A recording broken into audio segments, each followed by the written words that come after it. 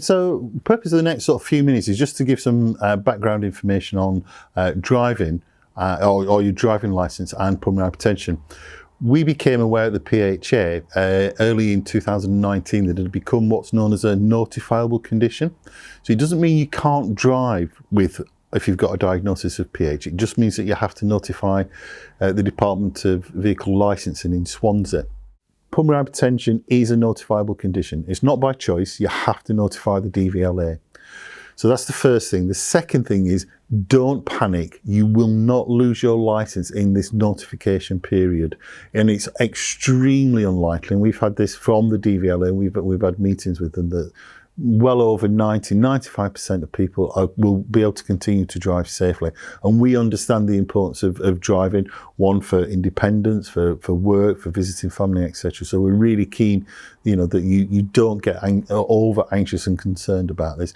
But if you don't notify, there is a penalty with this as well, that if you don't notify and DVLA become aware, there is a fine. If you go to the DVLA website, it will tell you that. So it is your responsibility to tell them, and work with your specialist centre, get the form sorted and get it going. It does seem to take at the moment quite a long period of time, so don't worry about that. In 2019, when we're doing this sort of filming, it was taking somewhere between 4 to 6 months for that decision to come back. And as I say, the vast majority of people are able to continue driving. And there's just one group of people who must stop driving with pulmonary hypertension, and that's those with a heavy goods vehicle licence. They cannot drive with that, again, unless they've had a specialist medical assessment, and those who drive public transport, for example, like a bus or a minibus, etc. Again, you're not able to drive. You must stop driving until a specialist medical assessment has been made, and that will be made by the pulmonary hypertension specialist centre that you're under.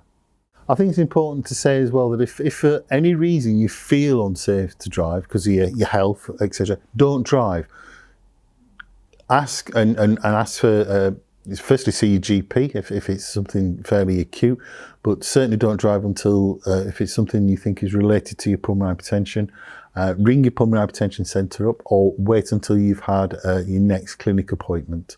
But don't drive if you feel unsafe. What I would like to say as well is that we, the PHA, are working collaboratively with the DVLA and some of the lead clinicians from the PH centres to try and streamline the whole process of, one, notifying in the DVLA what information they'll want clinically to say fit or not fit to drive, and for it to be done in a speedy manner. A good bit of advice as well that we've heard from many people now going through this process: it's really good if you make contact with the DVLA, whether it's by telephone or by letter. Always keep a record of that. So if it's a telephone call, when it was made, ask for the person's name so you've got reference to it. So if you need to follow something up, keep a track of that. Keep this information together.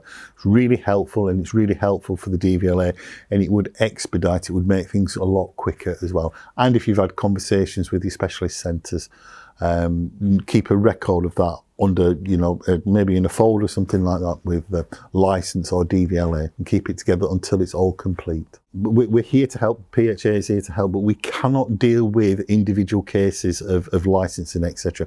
If you're really struggling and you're stuck and you think things are not going your way, then we would help. But this is between yourself, the specialist centre and DVLA.